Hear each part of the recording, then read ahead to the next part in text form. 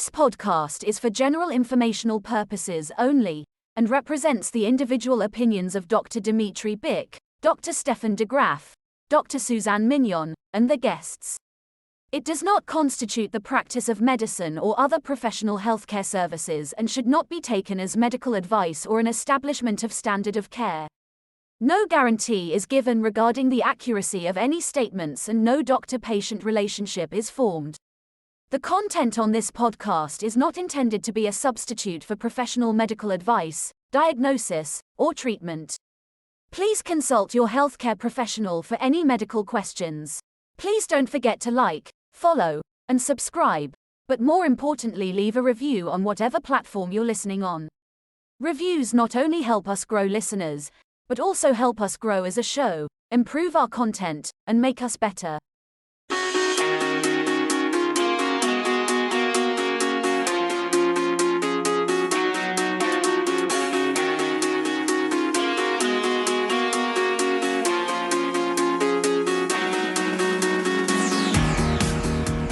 We returned this week, of course, a week late because the week that the Dolphins had the most historic offensive performance in, 50 years or something like that, we decided to take a break because, life. And now we're back, and they had almost as bad a defensive performance as Denver did last week. But we're not going to talk about that because it's one game. It's one game. We're not a sports radio show. Not really. Sort of. We are. During the playoffs, we're going to be that, but right now we're not. And we're going to start.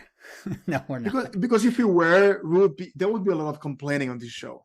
A lot of, kicking and yelling and crying. If we transcribed our WhatsApp chat into the show, literally nobody would want. Nobody would listen to the show. Nobody would listen because they don't want any of that stuff. It would be a whole lot of WTFs everywhere. That's right. Yeah. We're going to start somewhere. It wouldn't be a family show. No. A family. Okay, speaking of family show, we're going to start where we usually start, in a toilet. And, oh my God. That's like your favorite place, Dimitri. That's your favorite. I know, right? I swear. Dimitri is actually recording. He's recording from the toilet, guys. If you everything. Yes, I'm on the throne. I'm on a golden throne. A golden throne for you people. That's what. Look at you, Donald Trump. It's golden. But if we keep doing these kinds of stories, they're going to rename us to the poop effect or something like that, because this is like, what, 3 out of 4 weeks or something like that. You were the one with all the poop stories, Dimitri. I didn't make this poop story. Like, it just came up, and it's one of these things that's so funny that I need to ask you a question about it. And the headline that I read was, quote, from the New York Post, quote, Michigan woman gets stuck in outhouse toilet trying to retrieve her Apple Watch. Now, I understand that she was rescued because she started screaming and someone heard her screaming for help and called 911. They pulled her out. But it got me thinking, is there an item that you have in your possession that if you had dropped it down the outhouse toilet, you would be inclined to go after? As a reflex or as a thoughtful action? I mean, if it's an engagement ring, it's a wedding ring. Yeah, you gotta think about it and you just bite the bullet. But if it's a reflex, it might be a reflex. Yeah. Well, now this was an outhouse and not a porta potty. The headline is outhouse, and when you look at it, it looks like a porta potty, but that's like has a structure to it. So it's like made of wood or something like that. So it's and the hole is actually in the ground. It's not something you can pull away. Okay. Yeah. So it's an outhouse. Oh, yes. It's a latrine. And the hole is literally like the size of, a toilet. That's the hole. And this woman climbed in there to get her Apple Watch. So what I'm saying is there an item that you would have that you would drop down there by accident, I assume by accident, and then say, I'm going to go in after it? I have a question. Is this episode sponsored by Apple? No, I don't think Apple would sponsor this episode. Well, it should, because that sounds like a very good ad. It sure does. Would you go in after your Did phone? the Apple Watch work after? I don't know, man. These are not the questions I want to know. I want to know if there's something that you would go after. Is there? I would probably like call some company to come get it out of there. I'm gonna say it. My car keys, maybe. How would you drop your car keys in the outhouse? How would you drop your phone in an outhouse? Or your Apple Watch in an outhouse. I don't understand. Yeah, I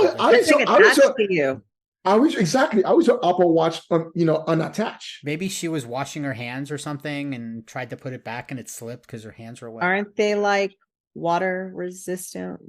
Again, not the questions I'm looking to answer, but you know what? It seems to me that the answer for you guys is nothing. There's nothing that would make you go down there. No. You have I'm not digging in. No. Fantastic. No. Okay. No. All right. Well, then we move on.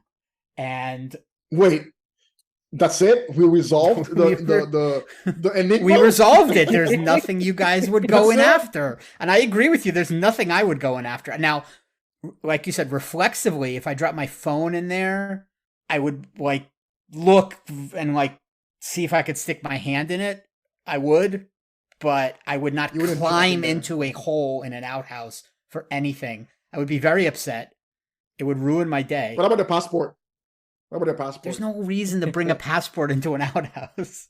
There's no reason to drop your iWatch in your freaking outhouse. It doesn't make sense why the Apple Watch landed. Oh, whatever it is, iWatch. But whatever it is, I don't know. I'm not going to dig through shit. I didn't do it for my kid when he asked me to find his tooth that he swallowed for the tooth fairy. I am not doing it for anything.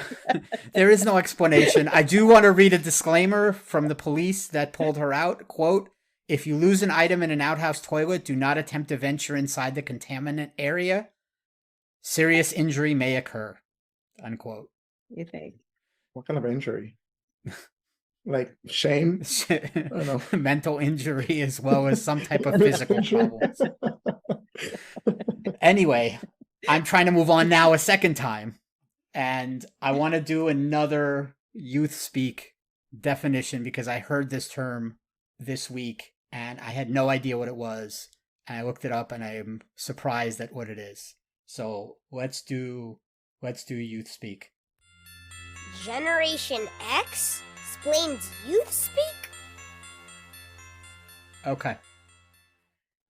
Has anybody heard the term glizzy? Yes. Nope. I'm shocked that Steph hasn't heard this. Yes. What is a glizzy? I have not. Well, I don't have kids. You have kids. I have kids. No, I've you never don't heard need to this be term. For that. Well, I The don't know. football players talk about glizzies. Everyone talks about glizzies. What's a glizzy, Suzanne? It's a hot dog. Yes, it is. It's a hot dog. It's a Who hot the dog? hell knew it was It's a hot dog? What kind of hot dog is that? It's a hot dog, a regular hot Regular dog. hot dog. From which restaurant? Go to the From stand, which- get a glizzy. Yeah, it's just a hot dog. And It's a hot dog. what's interesting to me is how it became the term glizzy was associated with a hot dog. Okay, explain. Glizzy used to be the term for a gun, a Glock, and it got associated with a hot dog because the ammunition attachment looks like it's like the length of a hot dog, and so that's how it got associated with hot dog. So a kid came up with this? I don't think a kid came up with it. Kids say it, but so do adults too. Because when you've ever heard some of the NFL players mic'd up, the random they talk about, you'll hear them talk about glizzies. Well, they're grown adults. They own Glocks. Kids should not be. Yeah, but they're talking Glocks. about But they're the hot talking about dogs hot in their dogs. context. So it's now a hot dog. The Glock thing has moved on, but it's now associated with a hot dog. And the kids make everything popular, which is what I keep saying in our chat, is that to get more popular, we need to be more popular with the kids. How are we going to do that?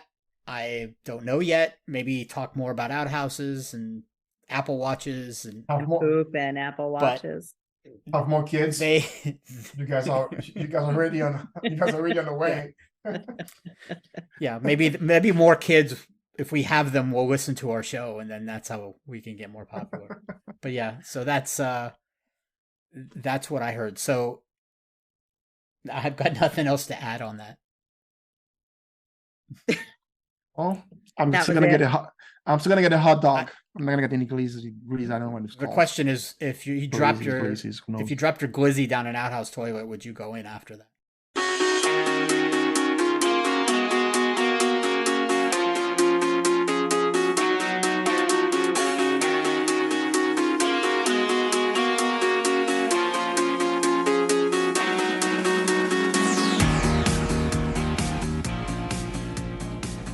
I want to do a new segment here because I want to shed some light on a topic that really annoys me. American healthcare is a complete train wreck. I probably need to find some train wreck sound or something to play every time I say American healthcare or just healthcare in general. And so what I want to do is I want to do the healthcare horror stat of the week. And so let's do that. America has the greatest health care in the world. Deductibles, drug tiers, PAs, and copay. But you can get an MRI today for the low price of just $2K. America, yay! All right, the stat.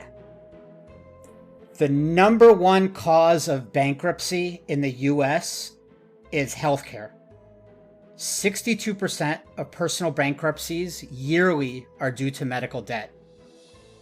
And over a quarter of well-insured Americans say they struggle to pay their medical bills. And of this group, 63% deplete their savings and 42% had to get a second job. Yeah. I mean, 62. What is it? What's the percentage? 62? of which one? Oh, you're asking us. The percentage of bankruptcy. 62% of personal bankruptcies yearly are due to medical debt. Wow. That's crazy. 63% deplete their savings of well-insured people, and 42% had to get a second job to pay their medical. What does well insured mean? I mean, in that case, that's a good question, but it usually means that somebody has private insurance. Yeah. That's crazy. But we have people in power in this country that keep taking money from insurance companies, from pharmaceuticals, and they're like, yeah, we're good. And you know why they're good? And we're not good, they're good. They're good because they have perfect healthcare. Like, people in Washington get everything taken care of. And that's because they make the rules for their healthcare. So they just gave themselves excellent healthcare, and everyone else, like, F off. You guys, just, and that clip at the beginning, it's a politician who, that's the political talking point. It's America has the greatest healthcare system in the world. But says who? Says Americans. I don't think Americans are going to tell you. Americans are not going to tell you we have the best healthcare in the world. Says American politicians. Yeah. Politicians may tell you that, the healthcare companies may tell you that, but the people who are actually using these services, I mean, including us, I mean, it is not the best. There's a lot of loopholes. There's a lot of obstacles. The for-profit system of healthcare is probably the worst thing you could possibly have for healthcare. And I'm saying that as a doctor whose income would decrease if we didn't have a for-profit system. Yeah. Mm-hmm. Yeah. You know what I mean? And so it's the worst thing you can have, because what it does is it brings dudes like that guy we played last week, where unemployment needs to go up to 100% for the people to understand that they're privileged to have jobs. Like, well, we're gonna have to bleep that one, but I might not bleep that one. But here's a hot take. We're in a country where all what matters is money. It's a capitalism system. If healthcare was good, that's maybe oxymoron. If health prevention was good, healthcare would be cheap, meaning you'd have group prevention. There will be less expenses on healthcare. There will be less cancer, less surgery. But so where's the money if you're preventing all these issues? What's the money if you're preventing all these issues? What's the money for pharmaceutical companies that are paying, high, expensive amount of money to market the drugs.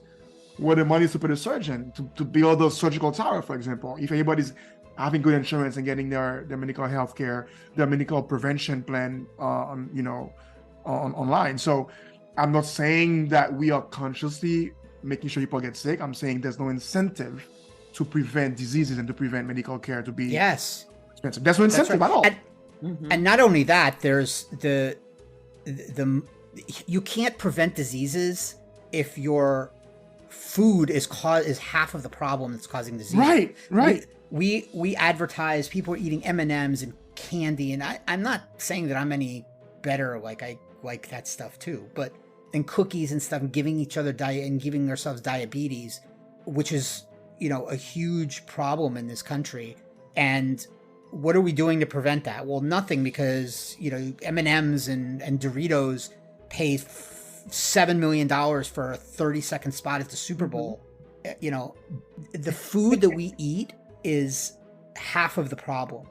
Mental health is not covered. It was supposed to be covered now at the same rate, but when I find that we're billing insurance companies, we're finding that people either don't have the same health. They don't even know. They don't know. Right. The loophole. No, they don't know. They expect us to expect. The things that people have to go through to get their mental health stuff covered as well. Yeah. It's ridiculous. Yeah. And and so and to me, it's not on the level of climate change, because climate change is going to kill everyone in the world. This is a specific American problem, but it's on this level of, it's probably, in my opinion, like the biggest problem we have in this country. I can't think of another thing, unless you can tell me a bigger problem that we have. People are going to say immigration and foreign policy and like healthcare is horrible in this country. Horrible. Yeah, there's a few. I mean, if we get us started on politics, there's a few different things in this country that's not right. Healthcare is one of them. Gun laws, it's a different thing. Guns. Okay. All right. That would be another. But that's a different day. But, that's different issues. But when it comes to things like healthcare, it's tied up to it, though. I can make an argument.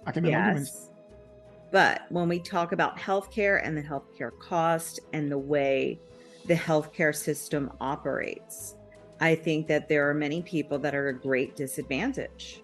And they're not seeking out the healthcare, or they don't know fully what their benefits are, right? And so that contributes more to the problems and then to these rising costs of healthcare. But it's interesting too, because, I have a friend, she works for a doctor, and I'm not going to name the area or the doctor's name, etc. But they are, and you guys I don't do insurance in my practice. So, they're a medical doctor covered, and they contract with a major healthcare insurance company. And that insurance company tells them when they have to bring their people in. And this insurance company pays the doctor upfront a large sum of money. Yeah. And then if the doctor fails to get that patient to come in, they get docked money from that income. And so are we seeing perhaps maybe unnecessary visits that trigger as a result? But we also can't control what our patients do, if they're going to come in or not. What are we going to say? You have to come in or else? I mean, yeah, there's a term for that. Poor system. No, it disincentivize doctors from actually. If doctors get a prepayment up front for the total amount of patients they have, that's wrong. That's fraud. It disincentivizes doctors to give good care because it decreases their profit. Mm-hmm. But then insurance companies will sneaky lower payments every year by changing the codes. It's this sneaky kind of, we're doing our part, we're supporting doctors and patients, but they're not, because no, it's a business for them, and they're out to make the profit. That's really what it is. Yeah. I would get auto rejections for drugs, for brand name drugs, when I filled out the PA, with the drugs that they need to get it approved, and then the rejection letter would come an hour later saying they need to fail all these drugs. And I'm like, literally put that on the form that I faxed you, 3 hours ago. It's an auto reject because they want you to like give up. Yeah. Yeah. So this is going to be a segment every week. This because we need to. We're not going to fix it. We're not going to fix it. We're not going to fix it, but we're going to rage against the machine. Right. We're going to raise the awareness about it. Yes. I like rage against the machine. I know you do. I know. But yeah, this is something that needs to be. But this is unfortunately the it's, I think, okay, hopefully to wrap the bow. This is the system of this country. People has got to make money. So there's a bigger fish up there that is profiting of people not being well insured.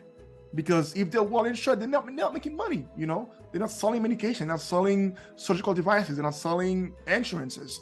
So, high premium insurances. So there's gotta be something to give, right? If you're a politician, you're gonna advocate for better prevention, then chances are your PAC won't fund you, right? Chances are those big dollars, lobbyists won't fund your campaign because they're gonna lose money if everybody's have good health prevention plan, because nobody wants to have people healthy. It's a business, unfortunately.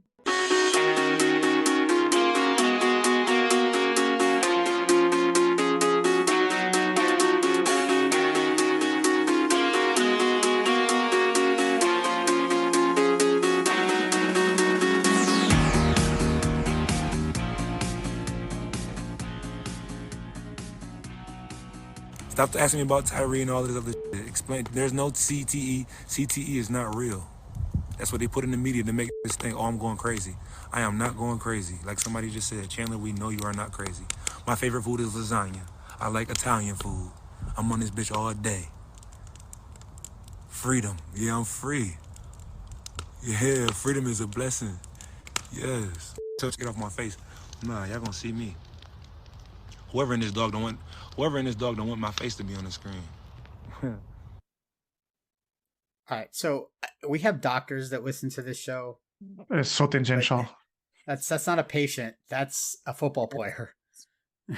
Yeah, that's so tangential. That's circumstantial. It's oh my God. Loose association. Okay. Loose. Yeah, there you go. All right. Hang on. Hold up. Some rules weren't meant to be broken. But what if they're just guidelines? Time for Goldwater. Rules! All right, now you're good. Go. You were saying? What can you say about that clip without knowing the person? Wow, the name, I like Italian food too. You should like Italian food. And I like freedom.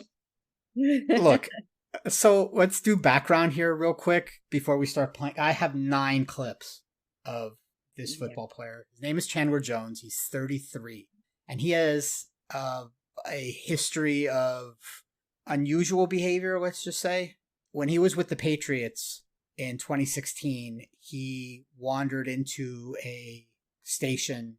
The story says shirtless, some say naked. I'm going to let him explain it to you because I have a clip of him trying to explain that situation. But basically he walked in and, they say they smelled weed. Look, nobody was there. It's just what the media reports. And, look, I don't know if the media is telling the complete truth. If the Patriots went to the media and said, you have to say it this way, nobody knows except the people that were standing there that day. And nobody knows if he was on anything other than Chandler. He says that in the videos that I've clipped here, he says that he doesn't do any drugs except occasionally he does weed. So take that for what it's worth. Now, he's a football player for the Raiders now, or he was. He was. Until Saturday or Friday, he was released. I think it was. So he had an incident, and we don't know what the incident was that prompted this, but he was hospitalized, what he says, against his will. So what that means is that he was involuntarily committed, I guess, in Nevada. For a certain amount of time, he was released, and then he went on a complete tirade on Twitter, or X, right, whatever the hell Elon Musk calls it right now. I'm going to call it Twitter. And he went on a complete tirade. He deleted nearly every tweet that he posted since after he was released. One of the ones that he didn't delete is a repost from someone who screenshotted all of those tweets. So you can go on his Twitter account and see all of those tweets that he deleted as a screenshot, rolling screenshot from this particular person. And they're, I mean, in the context of that one tweet, it doesn't mean anything, but in combination of all of them, it sounds very tangential, I guess is the way you're going to put it. You're substantial. Yeah, it's a whole lot going on there. Yeah. I mean, and tangential is usually the I wouldn't say the nicest, but this will be the mildest symptoms in speech pattern. Tangential. I think so, because people can be tangential at the baseline. Yes. So yes. And so sometimes I'm circumstantial. So, but that doesn't, doesn't mean anything. Well, we also saw what I was talking about earlier, the loose associations where you start talking about one thing and it just leads you into another thing. And so I think, CTE and Italian food totally related. Yeah. And there's, again, I have multiple clips. Some of them are rather long only because what I wanted to do is when I clip these. So let me tell you what I'm clipping first. He went on Twitter Live or Instagram Live twice in the same day. The first video was 24 minutes long. It has since been deleted, but I'm positive because the internet never forgets that you can find it somewhere. The second video is about 14 to 16 minutes long. They're both really rambling. The first one is, in my opinion, sounds a little worse from a mental health standpoint regarding rambling and paranoia. It also was done before the sun rose. So it's dark when it starts and then you can see the sun rising. So he was awake 5 a.m., maybe 6 a.m. because the sun rises. How long he was awake for. I don't know when the sun rises in Nevada. I'm just looking real quick. Sunrise in Las Vegas is 6:36. So he was probably started it at like 6:20. Maybe a little bit later than that.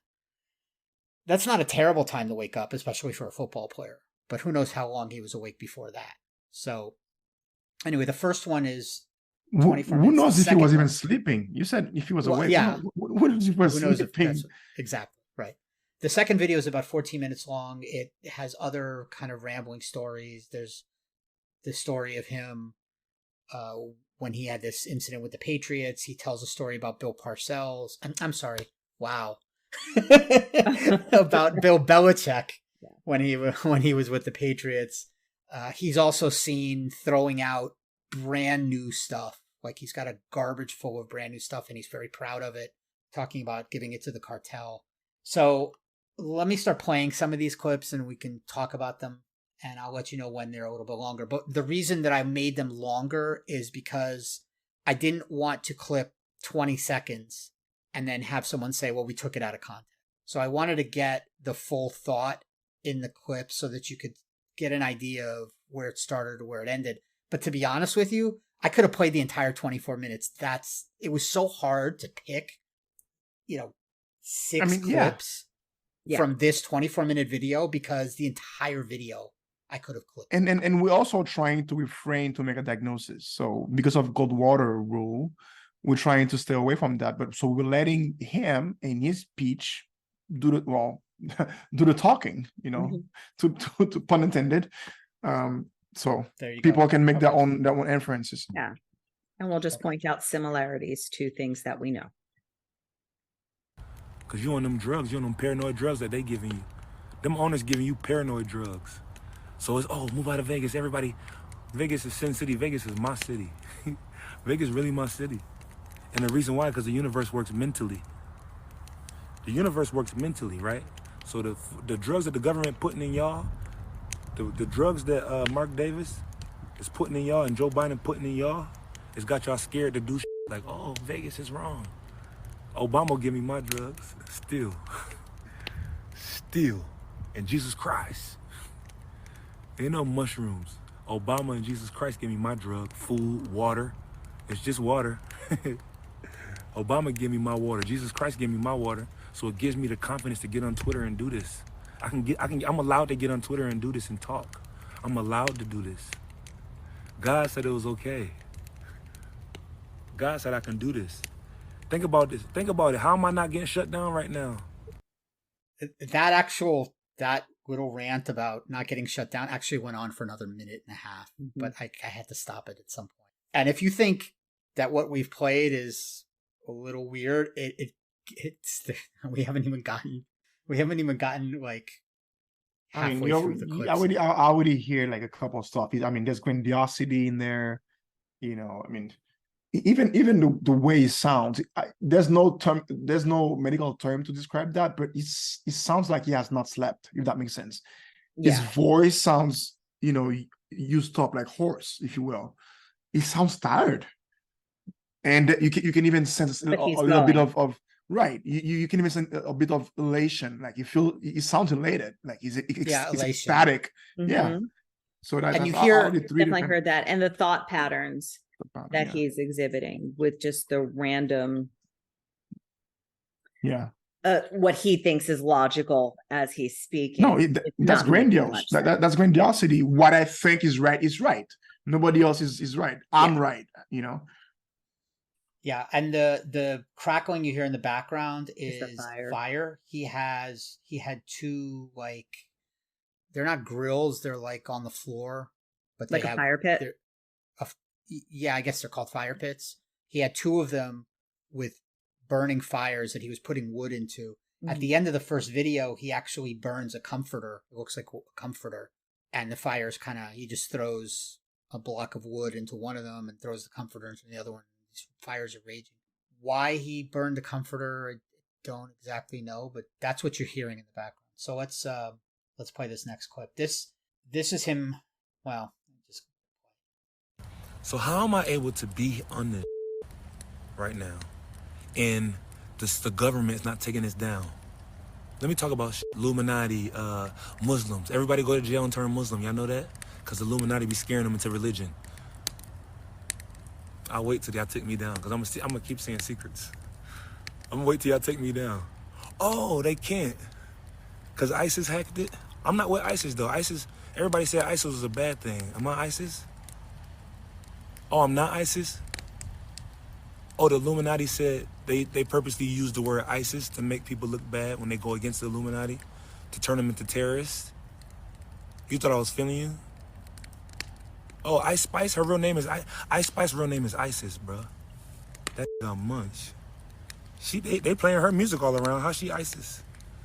Ice. Ice is cold. Ice Spice. Ice. ISIS is cold. Hey, the ISIS is cold. Hey, man, fuck, you know what? I'm not ISIS because that sound bad, but the media make us sound bad. You thought I was feeling you?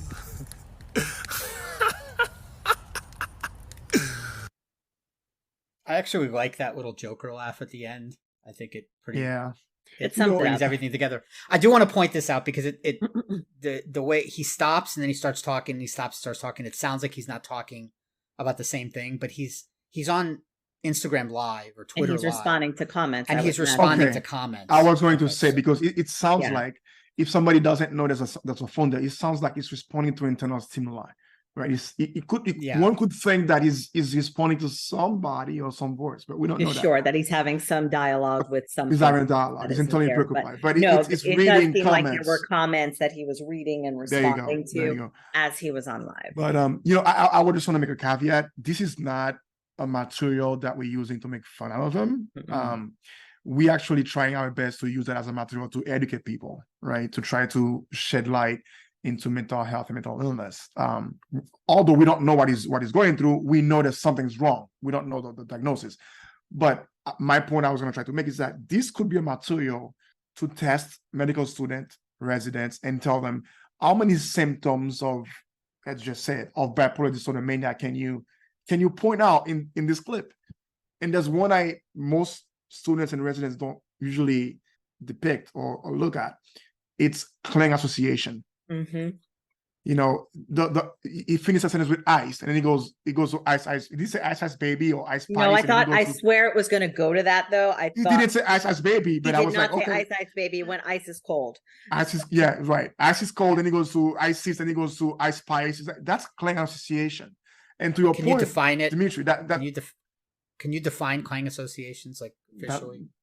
well, I'm gonna butcher it. Clang association is when there's no relationship between the words, but the phonetics link your next, I guess, sentences. There's no meaning, there's no syntax between what you're saying, but the words are clinging. Like, let's say you say red, then you say red arrow, then you say, I don't know, red dot or whatever. Then from that you go to Mrs. Doherty, whatever. The phonetics is what makes your syntaxes go in a speech pattern. Yeah, there's no relationship together. They're grouping the words together based on how they sound and the similarity of sound. So ISIS and ice, and then it goes into a loose association with ISIS cold, and then he goes back to ISIS.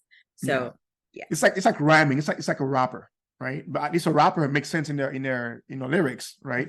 But clang association, they make no sense in the rhyming, right? In their rapping, if you will. Yeah, the words are put together just because of how they sound together. They sound alike. They're related. Right.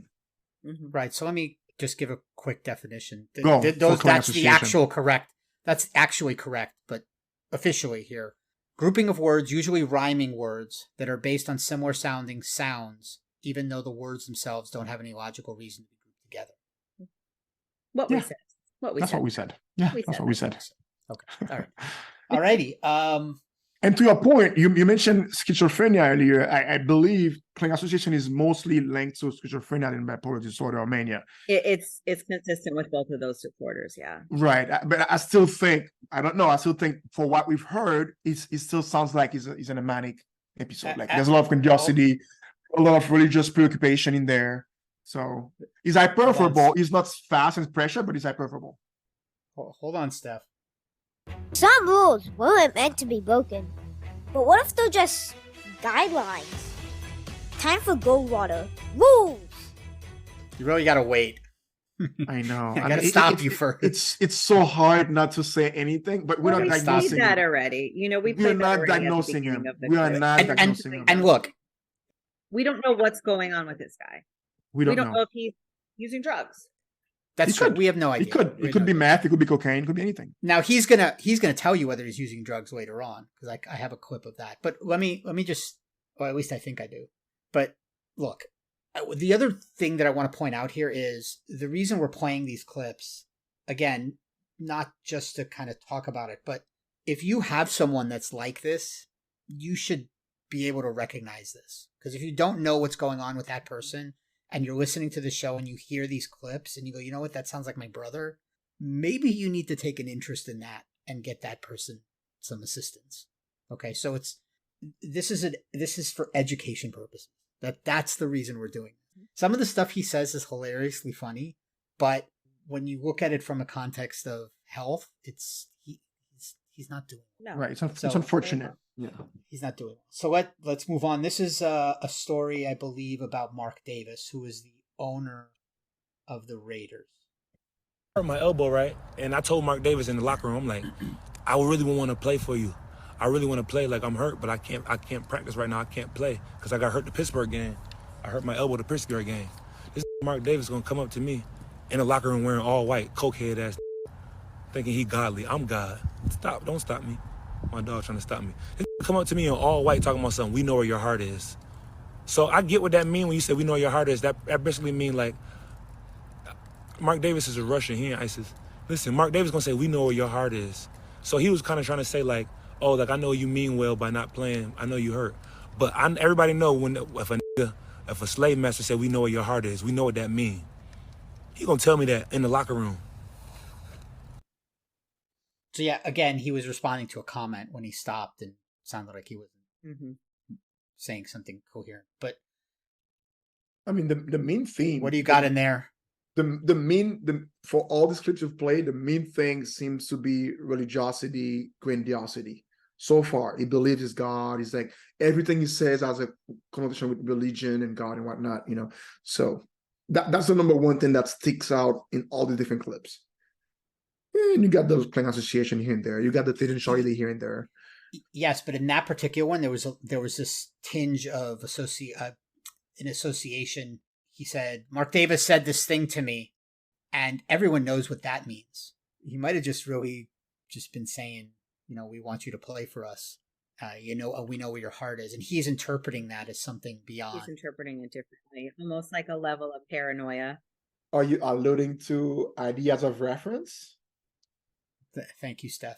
Mhm. Yes, I am. So teaching, I love teaching. I love that. Usually those things are, associated with people that are, like they watch TV and they think the people are talking to them. About Right. them. Or they see a billboard and they say, "Oh, that billboard is about me." Yeah. But that sounds to me It's like similar. Mm-hmm. that. All right. So this is the next clip. This is all the same video, by the way. This is all the 24-minute video. Mhm. This is interesting because this one is him interacting with a neighbor. So as he's taking his phone, he starts to walk out of his house to walk his dog, which is a very normal thing to do. But he sees a neighbor in a truck, and this is part of the interaction. No more dirty looks? No more dirty looks, neighbor? No more dirty looks? Oh. That's what I thought. You all right? Yeah, you want to see me? Come have a bowl of gumbo with me. Come here. Come here. Come here. Okay, that's what I thought. Go ahead. Go ahead. I'm protecting this neighborhood. I'm here for you. I'm here for you, sir. Well, we can have some gumbo at my house if you want. Okay, you don't eat gumbo, cool. I come in peace, Yahweh. I come in peace. When you see me walking through here with my dog, we trying to protect you. We here to protect you. Okay. All right, no, you don't gotta say sorry. You just gave me dirty looks the other day, so I just want to let you know I come in peace, but we can have some gumbo if you want. So let me just continue that because I clipped it at about that time, but the conversation continues and they decide to not have gumbo together. And then the neighbor looks like he's doing a 3-point turn in his driveway. And so he pulls into the driveway and Chandler says like, well, what are you doing? You coming up behind me or something like that? You can't do that. And he's like, no, I was just turning or something. And he's like, oh, okay. You're just turning, huh? He's like, and then he turns to the phone camera and he's like, you can't come up behind me. That's how you get clipped. And he's talking about shooting him. Mm-hmm. That's how you get a full clip. And so that's the end of that interaction. It's actually pretty sad. Very. And what I want to point out here for this one is if you're sitting at home and you're talking like this and you're doing stuff and you think that politicians on TV are talking to you, fine. That's not a mental illness. Okay. Mental illness becomes a mental illness when it leads to functional problems, right? So if Chandler Jones went to practice, played his game, ate his food, had interactions with his neighbors that were not like this, just, hey, how you doing? Nice to see you. Whatever. However people interact with their neighbors. Mm-hmm. Yeah. I don't know how they do that because I don't really interact with my neighbors. But you're the neighbor giving dirty looks, Dimitri. I'm the dirty look neighbor. Yes. No, actually, I get a lot of dirty looks because when I walk with, I can. This one I can relate to him because I walk my dog and I get dirty looks because I guess they think that my dog is like pooping on their lawn or something. But I pick it up. I pick up my dog's poop. Of course you would. Sure. Anyway, But when you become to the point where your interactions and your functions start to get problematic.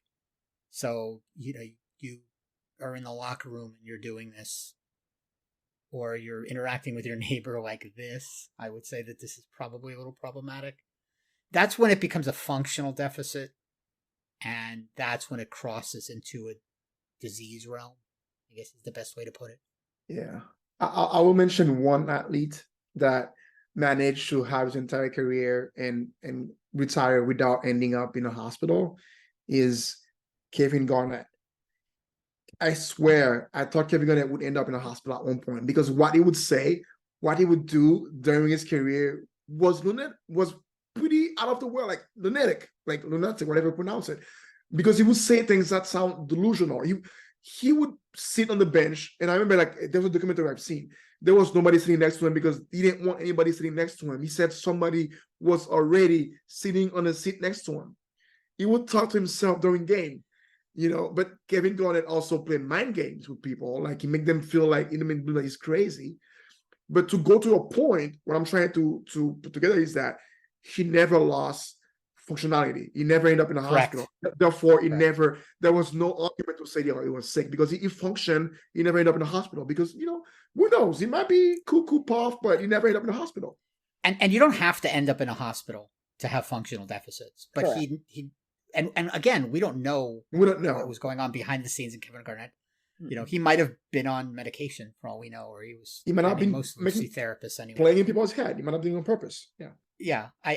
But that's exactly my point here, is that if we didn't know that this person was hospitalized, this would be a fantastic acting job of getting someone in someone's head, trying to get into the other team's head. Like, look at me, I'm a linebacker. I'm coming for your quarterback.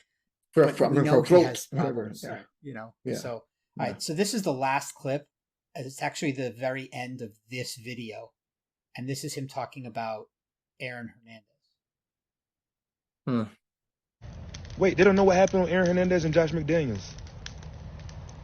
All right, y'all thought Chico killed himself in jail? Y'all thought my Chico killed himself in jail? Oh.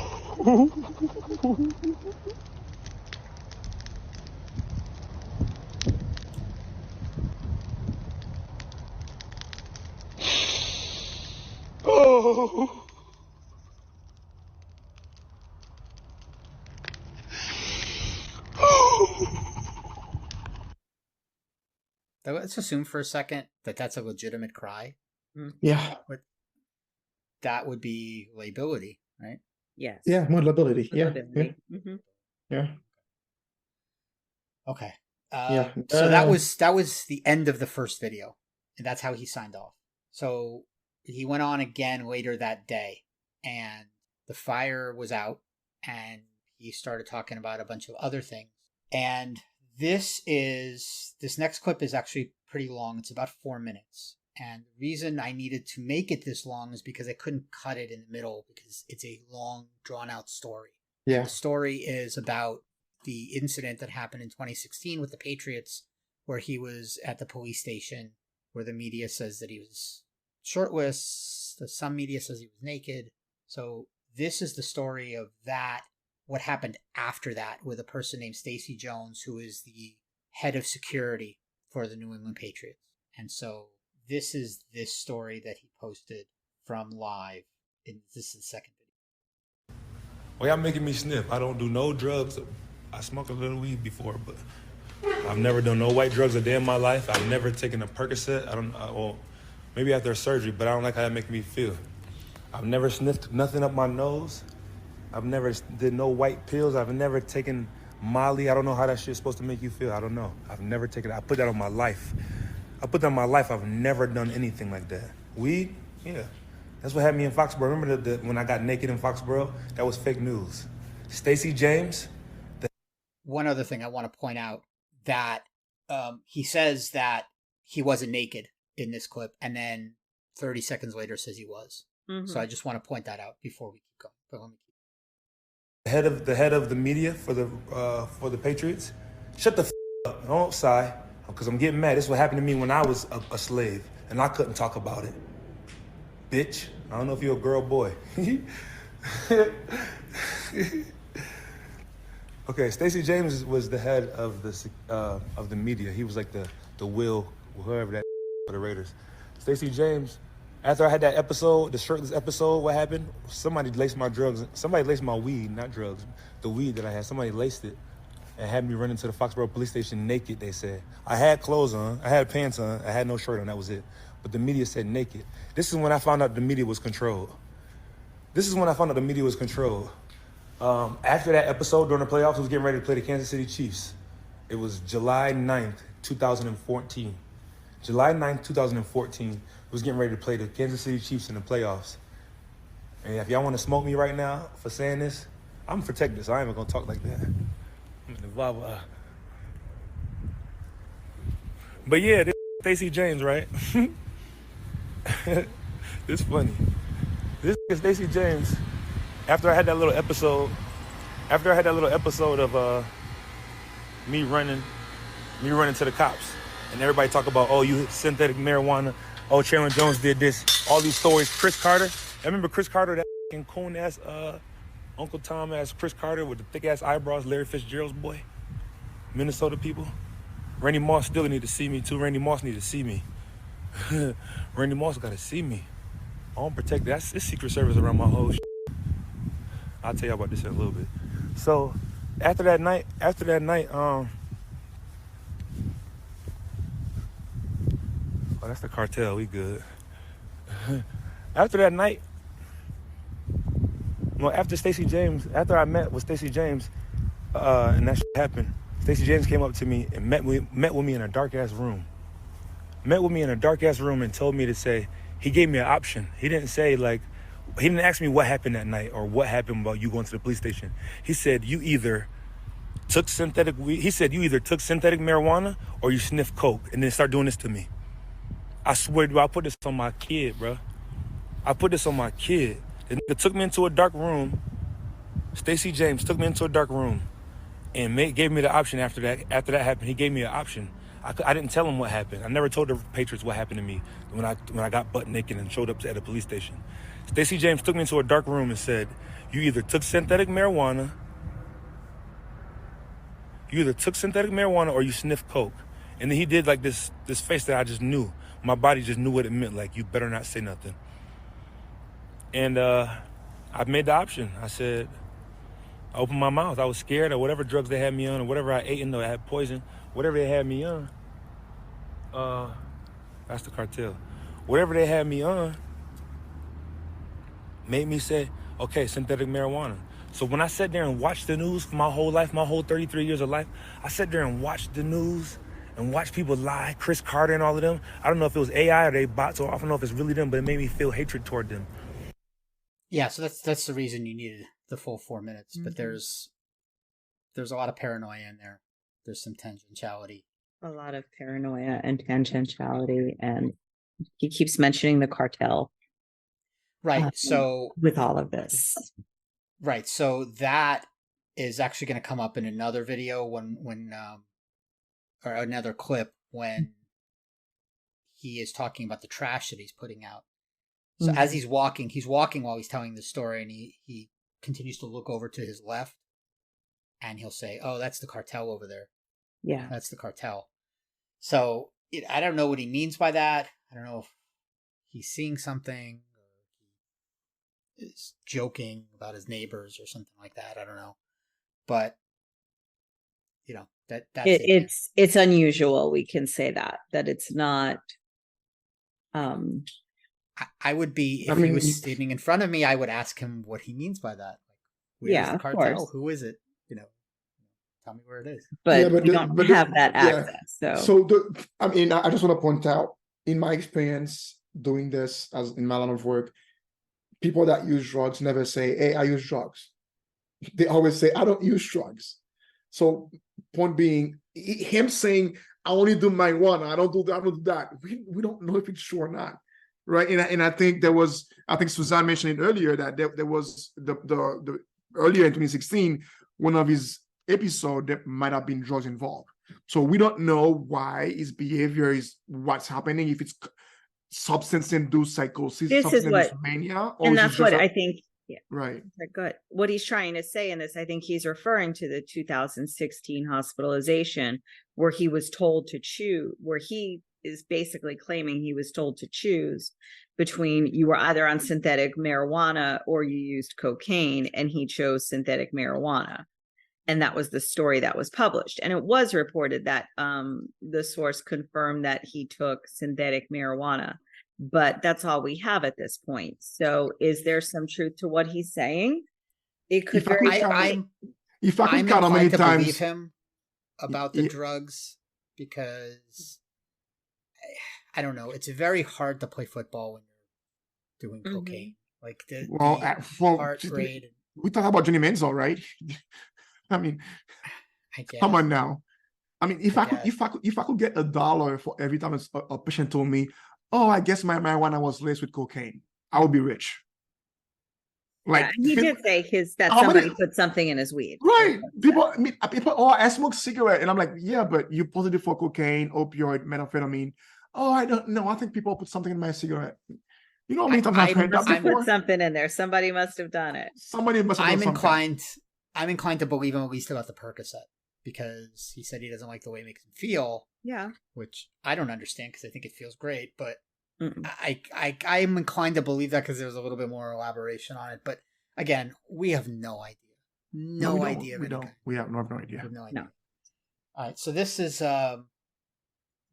is him talking about Bill Belichick, having a conversation with Bill Belichick. And this one, well, we'll let it go. Bill looked at me and smiled, and it gave me a relief. He's the only one that's not crying. What does he know that I don't know? Bill Belichick. And you know what Bill said? You know what Bill said to me? William? Shout out to Brian and Steve and the daughter. I with them. They know me. Steve invited me over to his house. When I was going through that he invited me to have dinner. But guess what Bill said to me? Guess what Bill said to me? He smiled and said, Chandler, they don't know. They don't know. I don't know. I don't know to this day if he was talking about me now. He saw me now. Because, you know, Bill, white people time travel. Them billionaires be dipping off and disappearing, but they be time traveling. Believe it. But Bill said they don't know. Yeah, the time traveling bit, I think. Look, if he's just joking about it, it's like a throwaway joke. It's actually a pretty funny joke that rich white billionaires just be disappearing. But I don't putting think it in joking. Context with his whole pattern of behavior right now. Yeah, it makes it not healthy. Let's put it that way. And so this is the last clip. It's about 2 minutes long. This is towards the end of the second video. He is now outside of his house on the sidewalk, and he has a huge trash bin full of stuff. And it's what he claims is to be brand new, unopened stuff. And that is what he's talking about, including a Hunter Renfrow jersey, which he actually posted on Twitter that he had just bought or he had just acquired it. Brand new jersey, plus all of this other stuff. So this is the last clip. They said he's already protected. Hunter Renfro's already, my boy Isaiah said, Hunter Renfrow already protected. I know Hunter Renfrow is a man, he's a God-fearing man. He loves Christian songs. When I sing Christian songs in the intercom at the job, he loves it. So my God telling me, protect Hunter Renfrow, protect him from whatever he's going through at that facility. Because when I see him gain weight and all of that and not say nothing, hair grows hair out, people have their own ways to kind of tell. It's not dry snitching. But some people can't think when their brain is scrambled. Hunter Renfro's brain is scrambled. He's not getting the ball. He needs the ball. Hunter Renfrow needs the ball. He's a God-fearing man. For all you Christian fighters out there, fight for Hunter Renfrow. For y'all, listen, and everybody don't know this. Fight for Hunter Renfrow. All of y'all under the ground over at that facility, make sure it happens. If you know, you know. Smurf. This is Smurf speaking. This is the Smurf speaking. Smurf.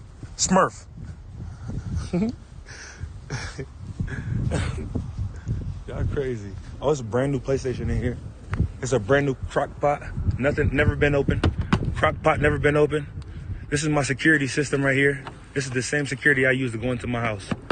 That's to the cartel. Or whoever takes out the trash. We all know who does it. The Spanish people. The Spanish people take out the trash.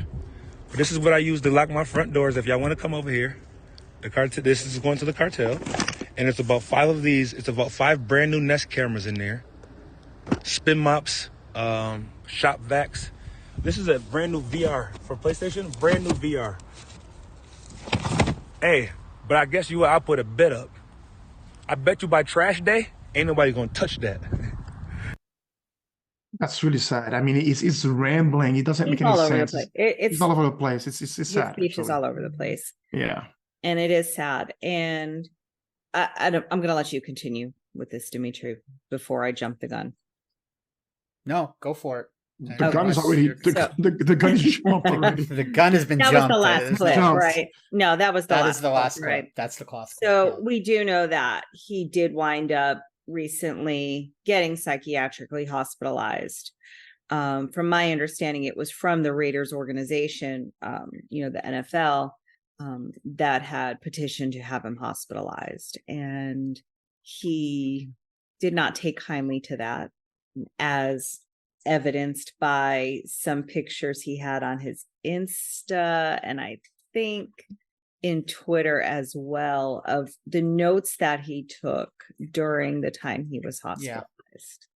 Yeah, he's claiming he was sleeping on the floor and they didn't give him food. He had to get food from the outside. Look, we've all been in hospitals as clinicians. Even in the worst hospitals I've ever seen, people don't sleep on the floor. There may be 2 to a room, but they're not on the floor. And so, like, I just think he didn't like being there. So he was. I'm sure he didn't. And look, they can't hold him. In Florida, you get a 72-hour hold, and then there's a decision on whether or not you need to be kept longer. And, unless you're in imminent danger, in other words, actively suicidal or ready to harm someone else, which he's not. What do you say? Whatever you want about how his speech pattern is, clang associations, everything. He does not appear to be an imminent danger to himself or others. Correct. And then the other criteria is usually they're unable to care for themselves. Yeah. Right. I was gonna. But he can do that. But being sorry to interrupt, but being a danger to themselves does not mean that they have to be explicitly expressing a danger to themselves. The behavior itself might be endangering their health. Yes. I mean, you could be holding a gun and saying I'm not suicidal. And that would, or you could consider that to be, or you could be driving erratically, and say I'm not injuring myself, right? I'm not doing it to injure myself. I agree, but there's no indication here, and that's probably why they released him. Correct, and it is up to 72 hours in it is as well. Up to, I think more, even in Michigan it's the same, 72 hours in Michigan too. And he has the right to refuse medications. He does. Yes. So even involuntarily hospitalized, he has every right to refuse medications. Well, that is a federal. It's not a statute liberty. Or law. It's a liberty. It's a freedom. Well, this was brought up to the Supreme Court in a case called Cell versus, was it the United States? Mm-hmm. I only know it as Cell from my forensic training. I don't remember. It's Cell versus U.S. Cell versus United States, and basically, they said that unless there's a compelling reason, an individual has the right to refuse medications in an involuntary hospitalized setting. And the compelling reason has to be some sort of legal, there has to, a crime committed of some kind. Sure, and in order to make the person competent to stand trial. To make them competent. That's right. This is the land of the free. You're free to be sick. And I always tell people that. Correct. You're free to be sick. You're free to walk around as close to naked as possible, not to disturb the public. You can wear a thong and work on Michigan Avenue if you want in Chicago, but you cannot dingle your genitals around, right? So you can be sick to a point where your sickness doesn't infringe other people's well-being. We don't care about your health. We care about your health infringing on other people's well-being. So that's the way this country works. Yes. So the only thing we can hope for is that now that he's released, that it kind of gave him a kind of kick in the butt to realize that it's, something he needs to get taken care of. But my guess is, based on my experience with these types of situations, that he's just going to take this as another active slight against him. Yeah. People are conspiring against him or something like that. And, in the fact too, this is a person who obviously is going through some type of crisis, whether it's mental health, whether it's substance, a combination of both, whatever it is. The help was tried to get sought for him. He was hospitalized. He doesn't think anything is wrong with him based upon what we've seen from the tweets and the Instagram and the pictures of the notes that he's had. So now with all of that, he has no follow-up after, and then he gets fired from his job. So now that's another blow, and again, another slight. But where's the help for him? Well, remember when we mentioned a bunch of symptoms. I'm not saying a diagnosis because we can't, but you both know what we're talking about in common. There's one symptom I have not mentioned in that particular condition is lack of insight. They don't know what's wrong. They have no idea something's wrong. To themselves, in that state, in that crisis, everybody's wrong except them. Yes. Things are fine. Things are great. They feel awesome. Nothing is wrong. So nothing's wrong. He didn't need to be in the hospital. Right. He didn't need the medication they wanted to give him. He doesn't need the groups. He doesn't need any of that. Exactly. So the lack of insight is precluding him to actually understand that he needs help. Correct. So it's part of the symptoms. So no, of course. And that's very common. In my experience, people with mania and bipolar have the least amount of insight. Yes, and they're difficult to treat. They're so difficult to treat. They believe that it's a completely normal state. They're happy. Anyone else? Yeah. How can anyone else not be this way? Because you get and many times the meds make them feel blah. Yes, blah. And have that feeling. The most common things I've heard from people that are bipolar, and mostly rapid cycling bipolar people, when they are either hypothymic or a little bit lower thymic, they tell the doctor, "This is your fault. I'm not feeling good. I was doing well before. I felt great before. Yeah. I want to go back to what I felt." They hate it. Yeah. Okay. So look, again, we're just talking in generalities. You have no idea what this is, and there could be a lot of different things. And we do hope he gets better, he gets help. This is not.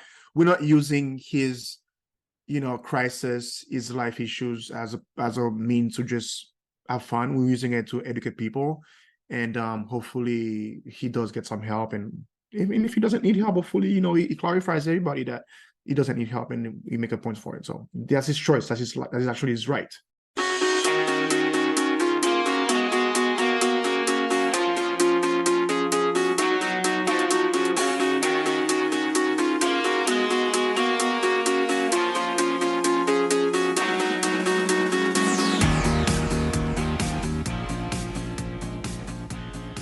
After all of that, it's finally time for your mental health tip of the day. Day full of hiccups? Need a shake-up? Listen up. It's the Psych Effect Podcast Mental Health Tip of the Day. All right. So, mental health tip of the day is a question that I get a lot, actually.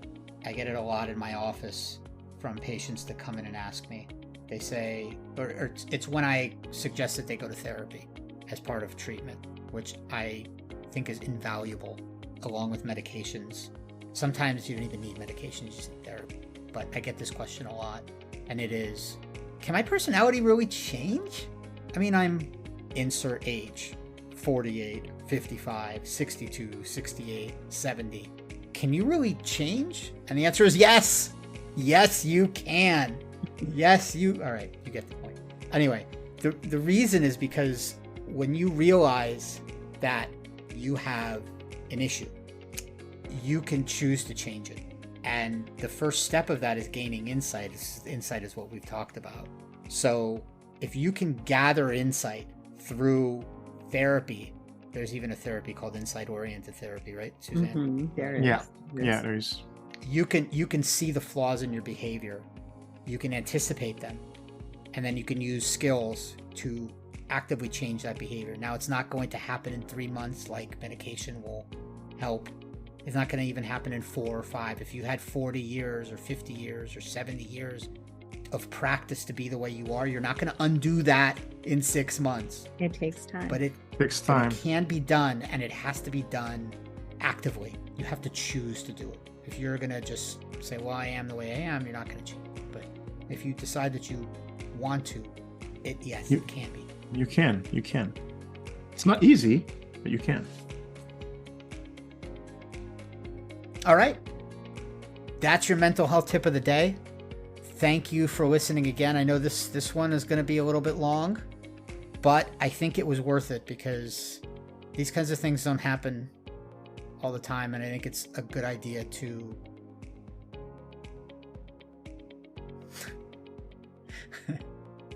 What's going on? Suzanne posted something in the chat and it made me laugh.